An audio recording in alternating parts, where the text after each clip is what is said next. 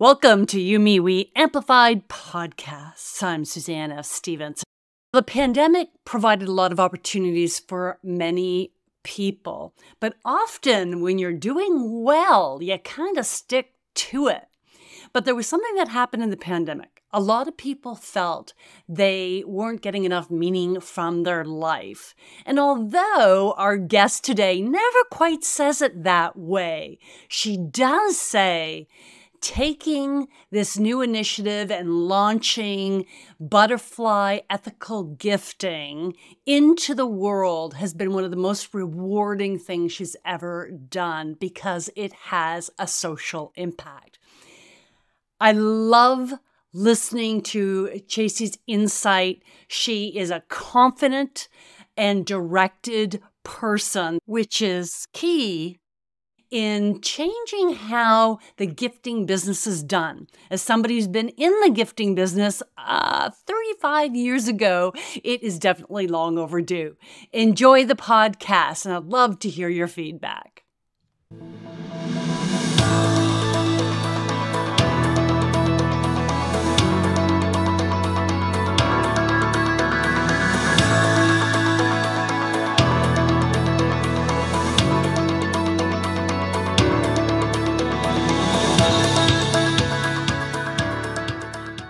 Welcome to YouMeWe Amplified Podcast, where we have conversations with she impactpreneurs addressing the United Nations Sustainable Development Goals.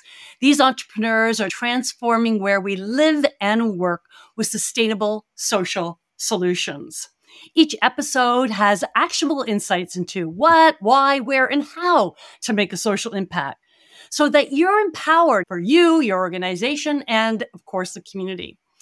Hello, I'm Suzanne F. an international speaker, author, a she impactpreneur community builder, and a multi-award-winning impactpreneur. And yes, of course, your host for YouMeWe Amplified Podcast. Today, we're having a conversation with Jacey Shnarr, founder of Butterfly Ethical Gifting. Butterfly's mission is to elevate workplace engagement through ethical gifts, swag, and technology. They create a way for corporate clients to spend directly with small, diverse, and eco businesses.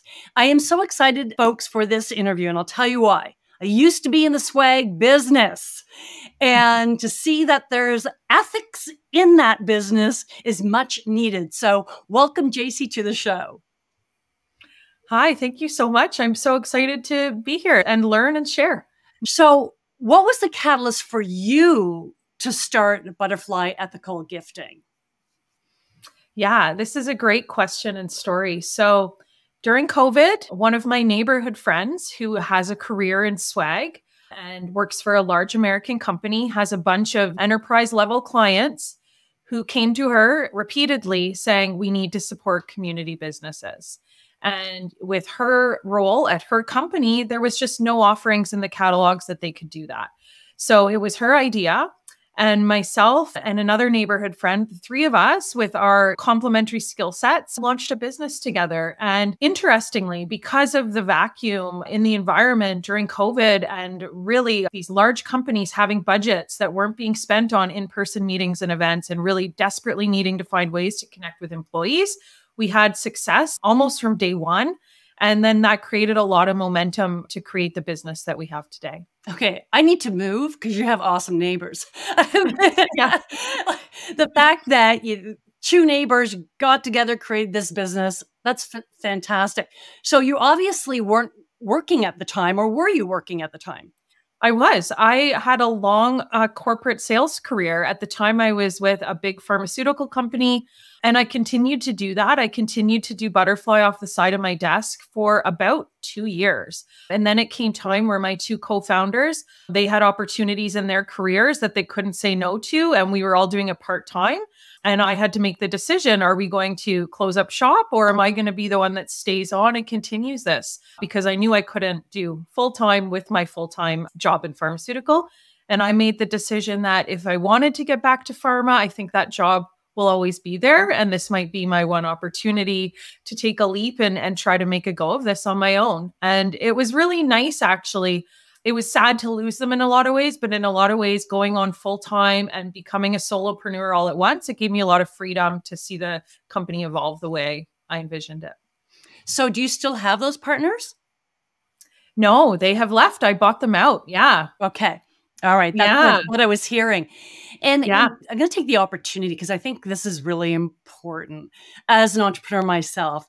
Often when we start businesses, having that security of your pharma income to kind of help elevate. And I don't know if you ever watched Dragon's Den or any of those shows, but they say, what, if you're not all in, then we don't want to invest in you. Yeah. What would be your advice to another entrepreneur who has a dream to do something different, to stay with an organization until you get it up and running, or go all in, and why? Yeah. I mean, my experience of having the security of my full-time job, and again, remember this was a COVID environment where work from home and work-life balance and all those things were very different. I was able to do that. And I really needed that, I think, for the first couple of years of running my own business.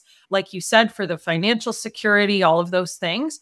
However, the second I let that go and dove in, like big changes started to happen. So I do agree with both sides of it. And the sooner you can go all in and make that decision, I think you'll see things change pretty quickly. Yeah, that's a very interesting perspective. They're both beneficial.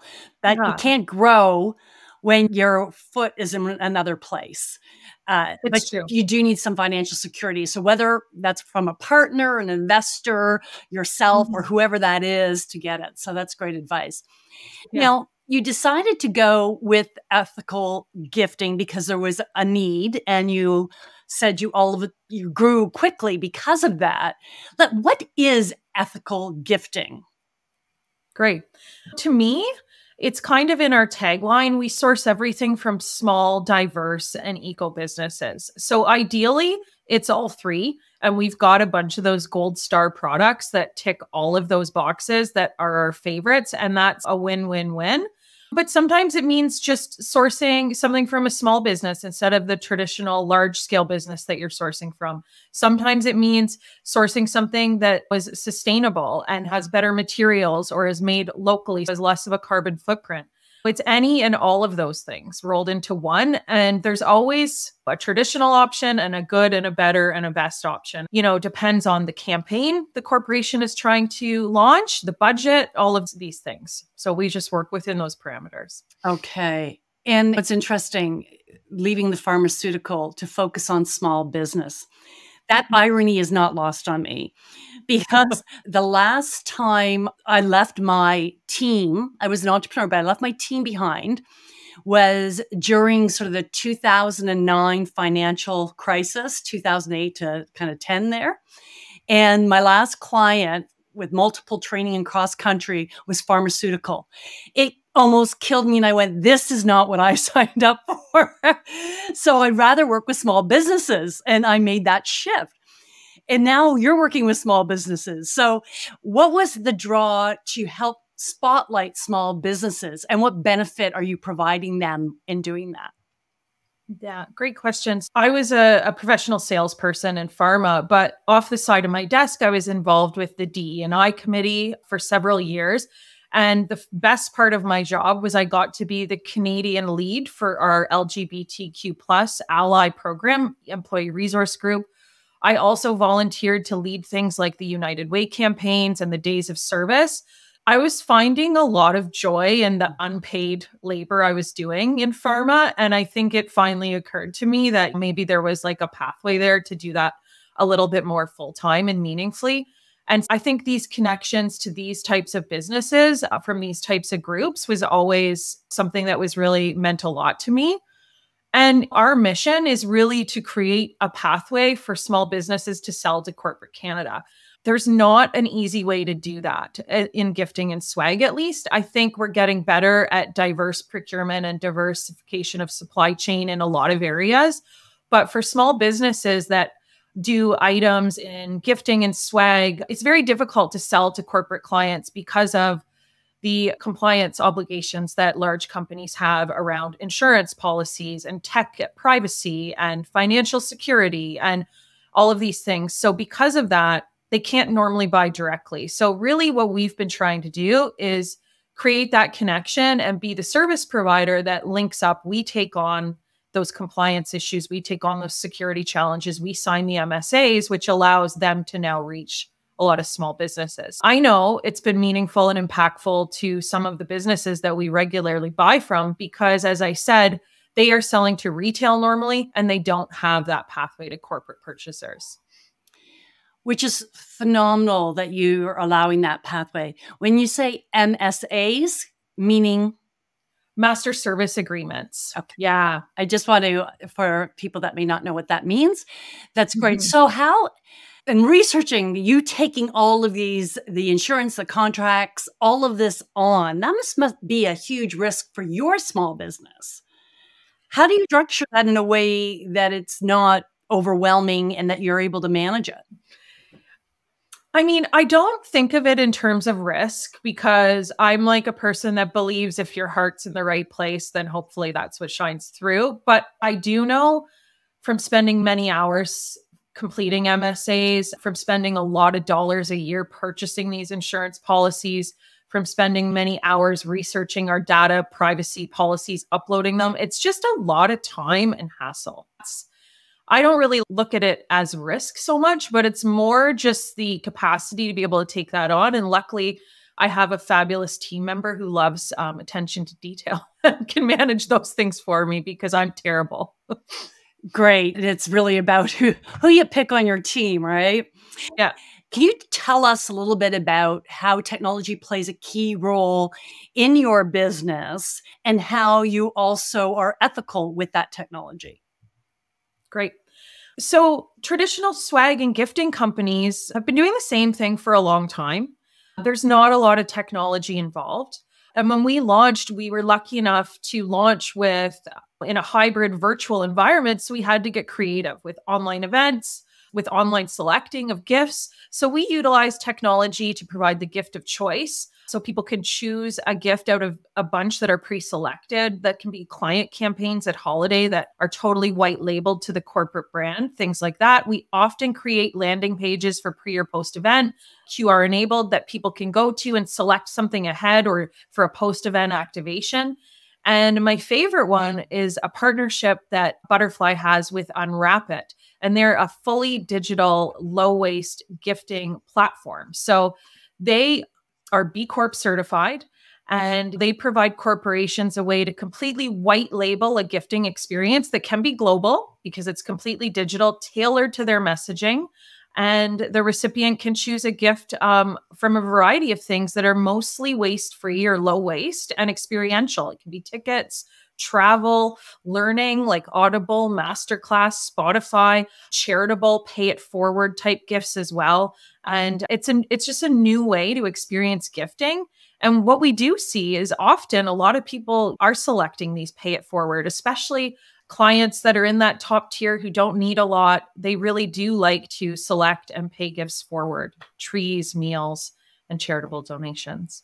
Those experiences could be huge, right? It's like such a great opportunity. I'm a huge advocate being in the social impact space of if you can create those experiences with your colleagues, that you are connecting and with diversity, equity, inclusion. It's the best way to find that commonality with another human being is through contributing together. It gives you an opportunity to connect and really appreciate differences and learn about those differences and appreciate those differences, and acceptance comes with that. I love that. Like, we all know the feeling we have when we've done a good deed. And as a gift giver, what you're trying to do is make someone feel valued and appreciated and feel good. If you can give them that feeling that they've done good, like, think about the emotional connection that creates with you, the giver, or the brand, or the company.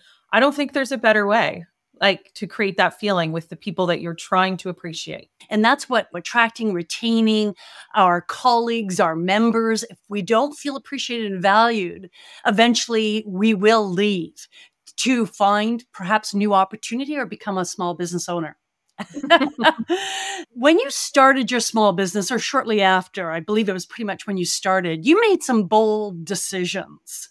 And one of those bold decisions was to allocate 2% of your revenue, I believe, not your profits. I believe your revenue goes to charities that you care about. Did you start that right from the beginning, or did it come a little later? Yes, we started it from day one, project one. And I have to say, it's been so grounding for our team. And I think it helped us land some of the biggest jobs we've ever had. I think it is a differentiator. I think that 2% really did help us. It might have been one of the clenching details that helped us get large contracts. Can you tell us more about that? Because I speak with small businesses often. Oh, Suzanne, we got to focus on profitability. And I said, matter of fact, a few of them this week, I said, listen to the woman I'm interviewing this week, which was you, by the way. But there are a few others that started their businesses, and right out of the gate, they said, I am ensuring that revenue, 1%, 2%, 3% is going to charities. What gave you the confidence to know that you could do that? I mean, I think it's just doing it and figuring it out. But I think when we were planning it, it had to be significant and it had to be meaningful. We often see 2% of proceeds or claims like this. And I mean, it's great in intention, but what does that actually mean at the end of the year? I don't think often that money makes it anywhere, because if a company is unprofitable, then nothing is going, or a project is unprofitable. I've seen certain signs even in local businesses that I love saying, oh, 10% of proceeds from today, or even of sales today, is going to a specific charity or something. And that's fabulous. But when you think about 2% of all revenue for the entire year, that's like looking at a week almost, right? Isn't it? Something like that. Yeah. Like, it's really meaningful and impactful. And I just love the idea of knowing that no matter what happens, we're going to do it. And for our team, we book a meeting and we celebrate what that amount is. And we all come with a charity that we want to support, and we either vote. And if we can't decide, then we all pick one. We all get a say. And I think that's been a really important thing for our team to know, that what they care about is going to be rewarded this year as well. Is there times where some of that 2% may go to, you have 7 people on your team, correct? Mm-hmm. You may split that 2%. So, oh yeah. Okay.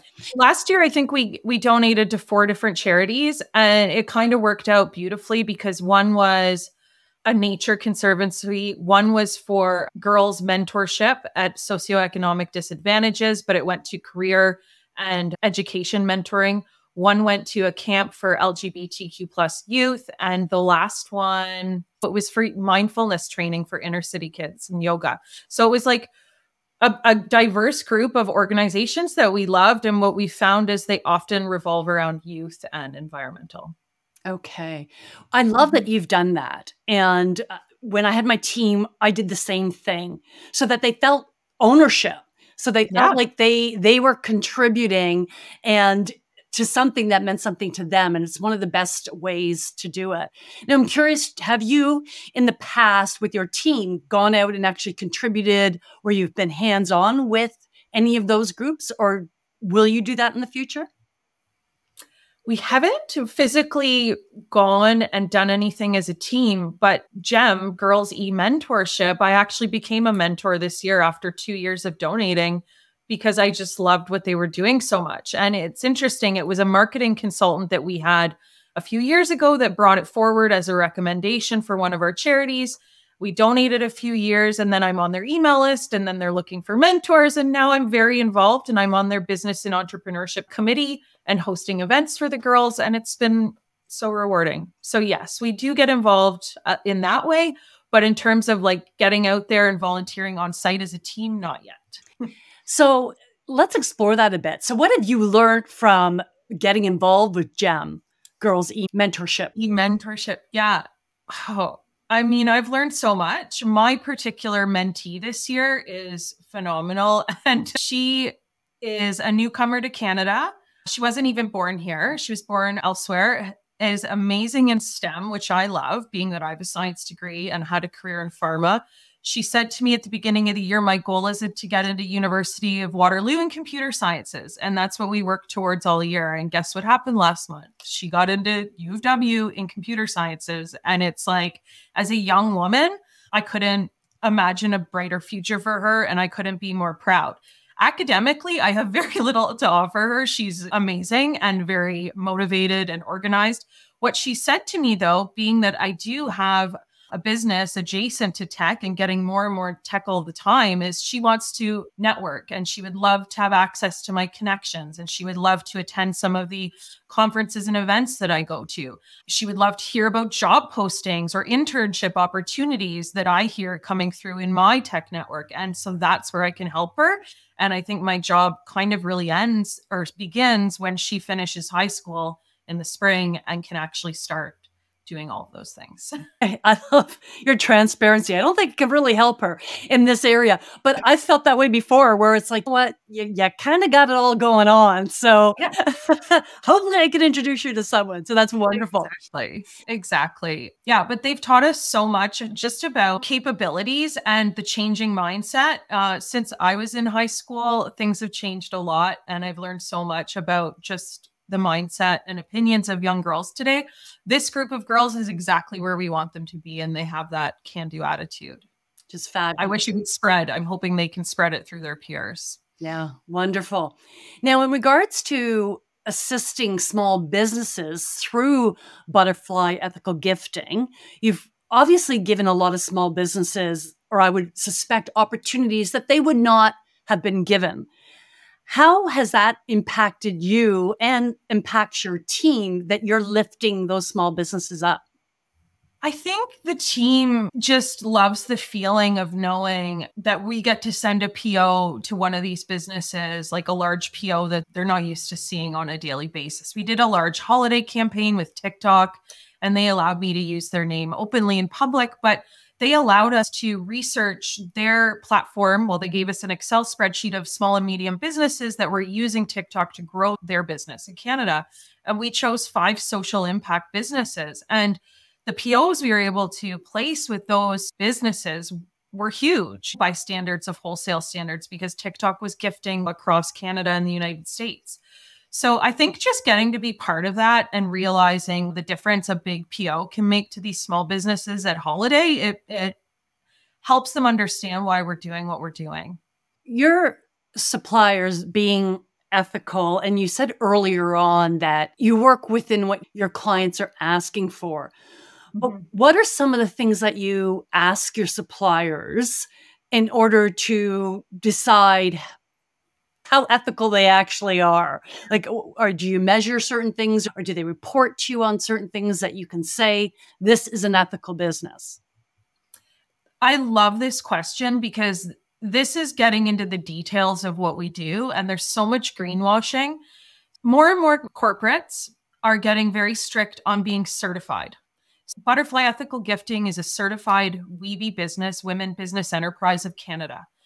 Now, operations like the City of Toronto, if I'm in their diverse supplier portal or a procurement system, I need to have certification. Before, it might have been enough to be self-certified. Where my vendors come in is that I'm now multi-tier diverse spending, because I'm a woman-owned business, but all my vendors are also going to be diverse businesses. I don't require certification of my vendors, but some of my clients might ask for that. I was just at the big WeBank conference, which is the American sister organization, last week, and many of the large companies there require even certification of tier 2 vendors. So again, it really depends on the client.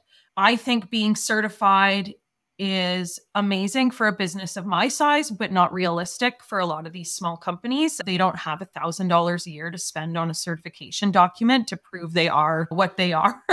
And then in terms of greenwashing, that's a whole other question. Things can be green. They can be made of upcycled materials, but if they're made in China under unfair working conditions and then shipped around the world, are they green? I don't know. We need to ask ourselves these questions. So it's about the questions I might ask. Are they made locally? If they're not, is it fair trade? Are the workers paid fairly?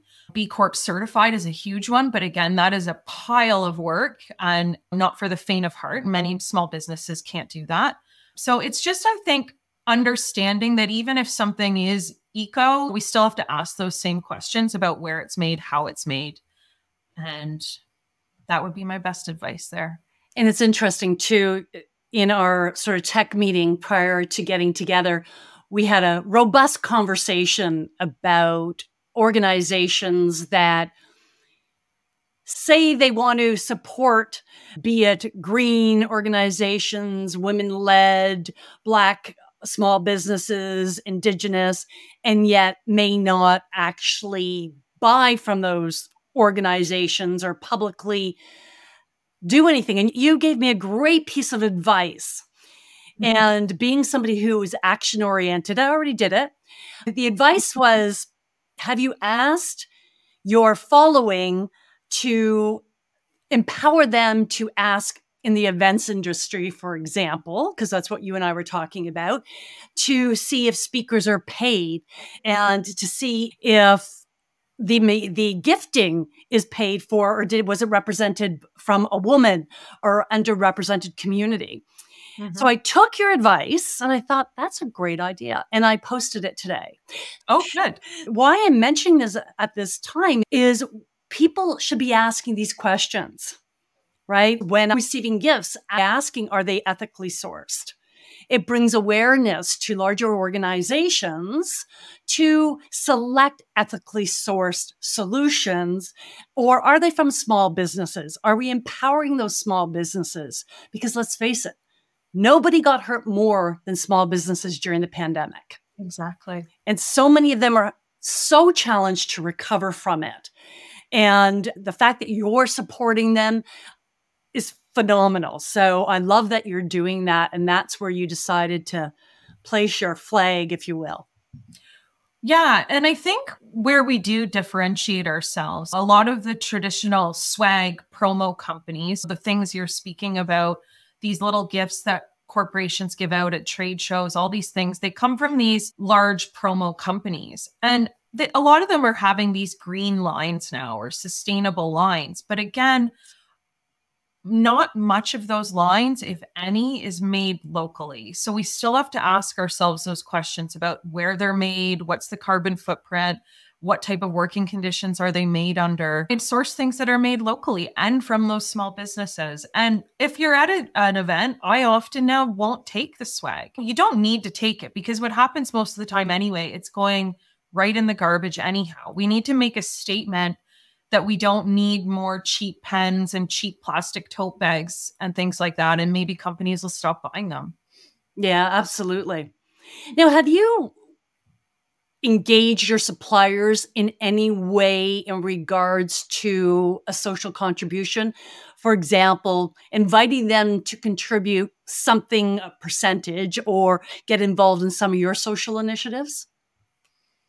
Not really. It's a good idea, but I don't think so. I mean, and some of them were super friendly. I think there would be a great opportunity to collaborate more on something like that.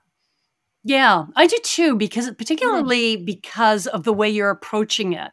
You're not only just one thing you're contributing to because you want your team to be involved, that they may find something in that they can connect to and want to contribute to as well. Yeah, that's a good idea. And that's a good idea. And it makes me realize I didn't mention something, that we do ethical swag and gifting from hundreds of vendors. So we're not a company that has a warehouse full of things or produce our own line.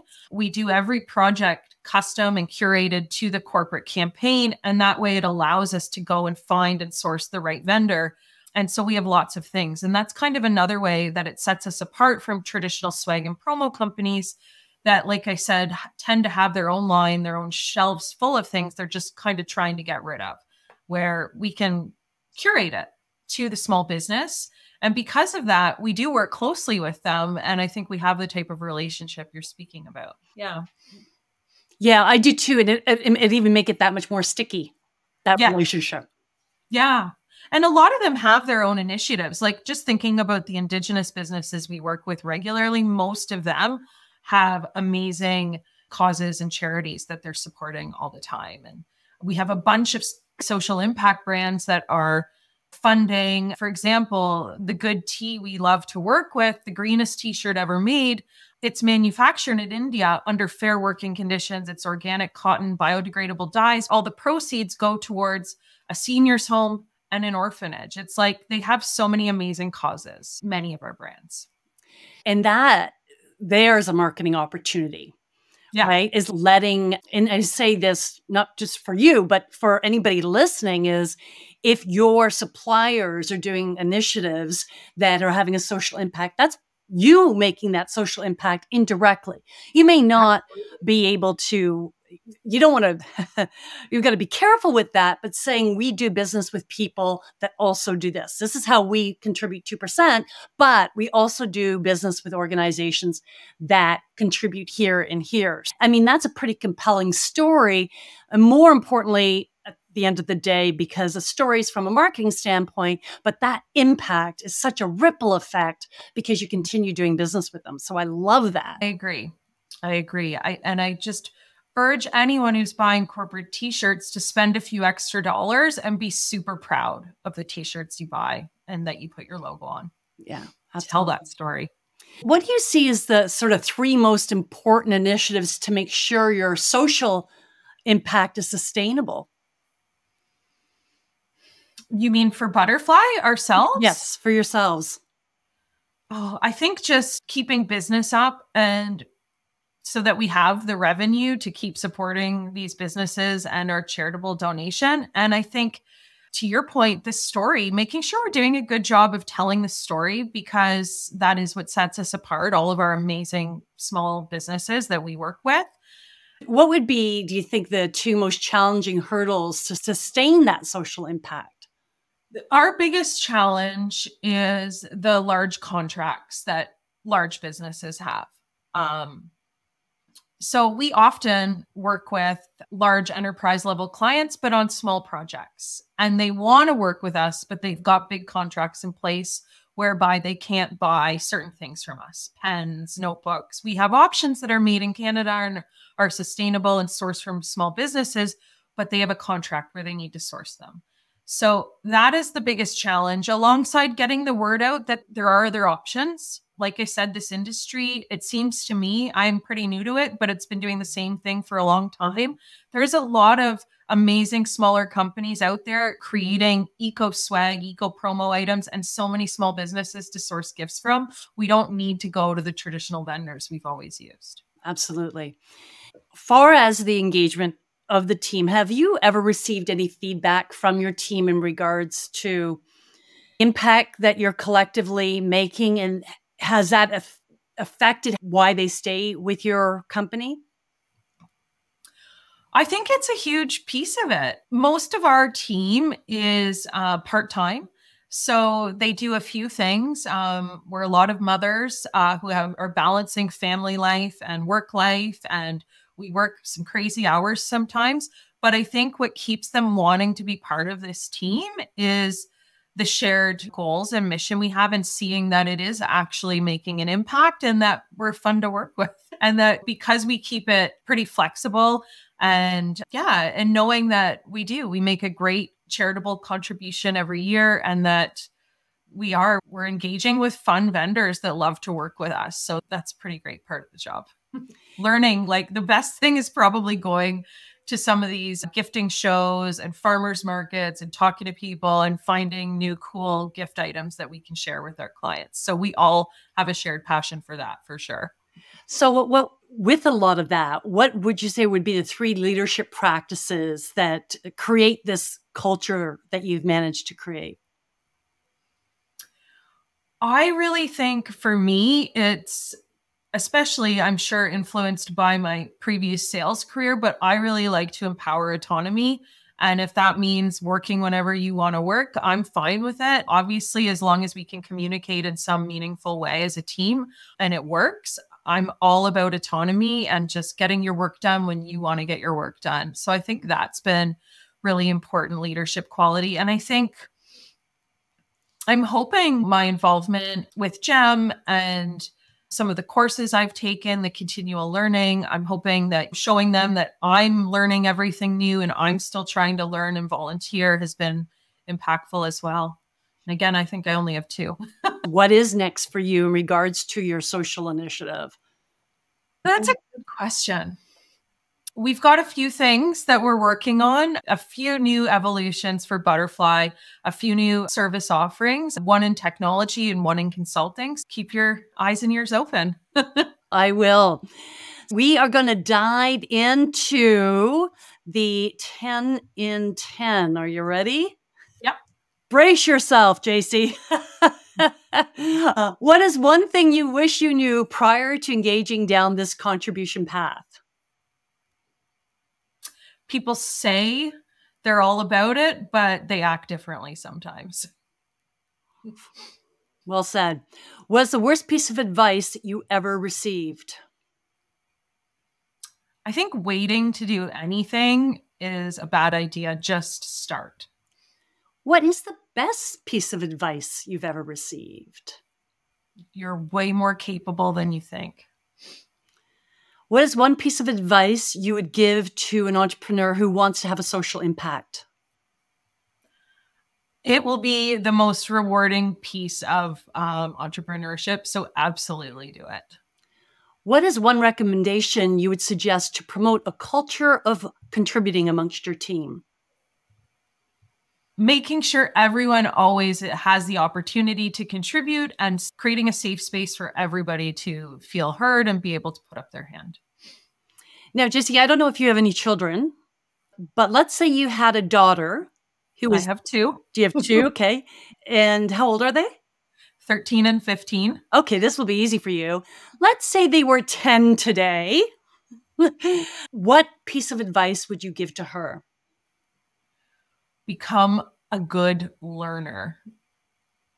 Who cares about the mark you get on a test? As long as how to learn things, you'll be just fine. Love that.